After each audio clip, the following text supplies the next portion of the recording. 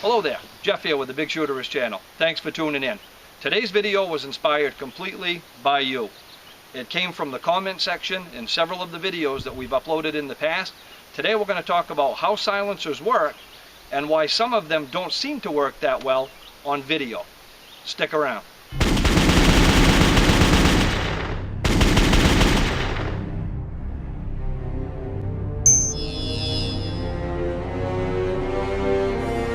So numerous times I've left the range after testing a new sound suppressor, one that may work fantastic, go back, edit the video, upload it, only to see in the comment section, this can sucks, this is really loud, who would pay for that? And then it dawned on me, I'm not sure if we ever had the discussion about why sound suppression doesn't translate well to video cameras or on audio devices, and that's what we're going to discuss today. I guess the most logical place to start would be right at the beginning. How does a sound suppressor work, and what is it that we're hearing in the first place? A sound suppressor works very similar to an exhaust on an automobile. If you run your vehicle on open headers, it's going to be very loud. If you run it through a suppressor or a muffler, it muffles the sound. And a sound suppressor works almost exactly the same way. So what is the noise that we hear when we fire a firearm? Contrary to popular belief, it's not an explosion. It's a rapid expansion of gas. And gunpowder burns real fast, takes off all at once, and that's the noise that you're hearing. Similar to a balloon. There's no gunpowder in a balloon, but if you release all the gas at once by popping it, it makes a big bang. Now if you take that same balloon and you just untie the neck and you let it go, it's going to make noise, but it's going to be a lot less noise. If you let the gas go very slow, there may not be very much noise at all. Even after we control the expansion of the gases and slow it down, we still have some physics to contend with. We have the projectile breaking the speed of sound.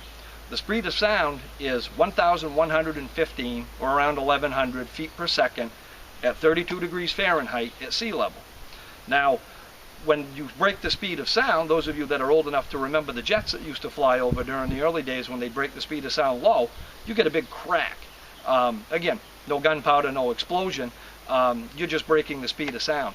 And if your projectile is traveling at 1,100 feet per second or more, that's a lot of the noise that you're actually hearing, not the rapid expansion of the gases. So even though we're changing the rapid expulsion of the gases by running them through baffles and cooling it at the same time, we still have that sonic crack to contend with, and that's the vast majority of the noise that you're hearing when you watch a video.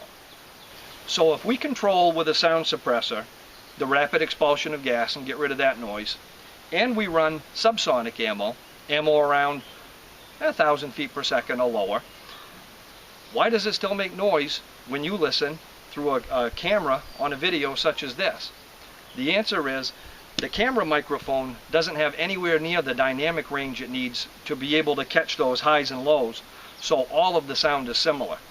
And I'm going to tell you a funny story about how true that is. Now there's a really good reason that I understand camera microphone dynamic range, and it has absolutely nothing to do with my profession. It has to do with me almost getting my ass put in jail and learning a lesson from it. Let's call this next segment Story Time with Jeff. Several years ago, before we started attending these larger national shoots, we used to get together and shoot like we still do today with friends at gravel pits.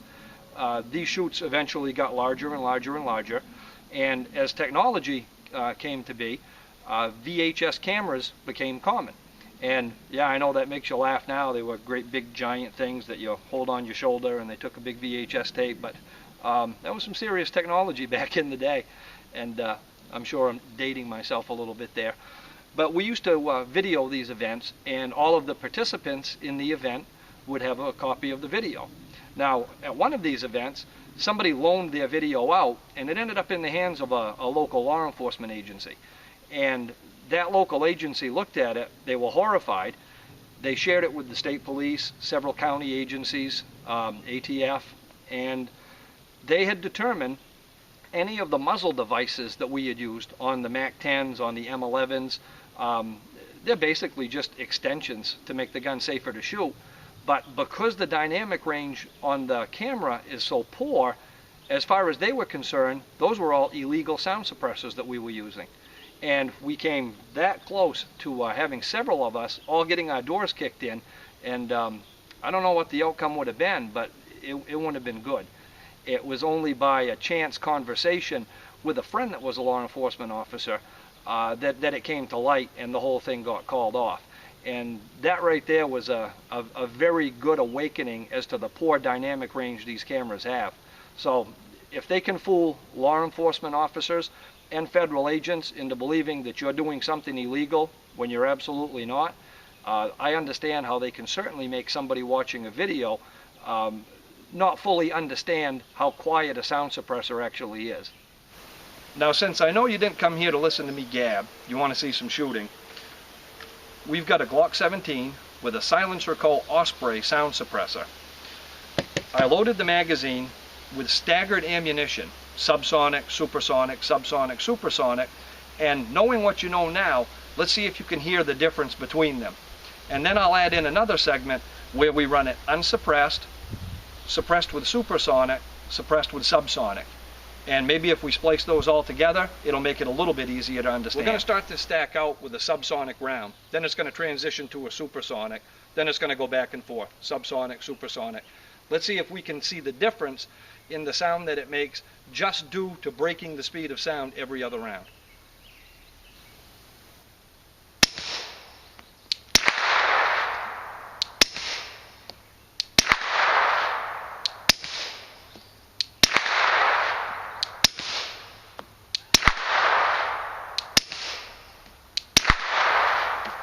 Now here are some standard 115 grain supersonic loads without a sound suppressor.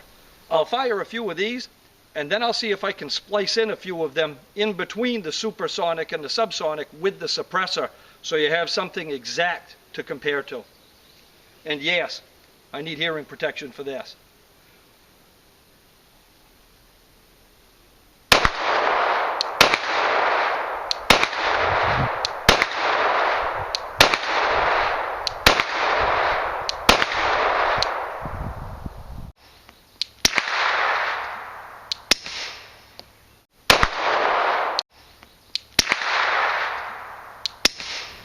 Well, I hope our little talk and that demonstration helped you to understand a little bit why you might be seeing people on YouTube who are fawning over new technology, and you're thinking, man, that can sucks.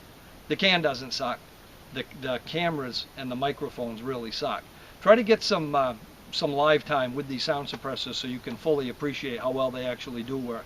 Hey, before I sign off, what do you think of that awesome shirt? Russian Roulette Clothing makes this, and they've got all kinds of other really cool, innovative designs. I'll put a link at the bottom of the video.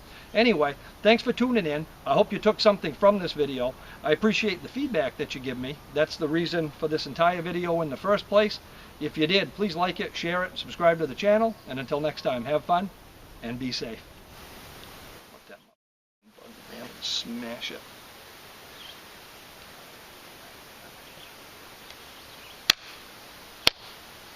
There. Fucker. That's that piece of crap that's been bugging me the whole video.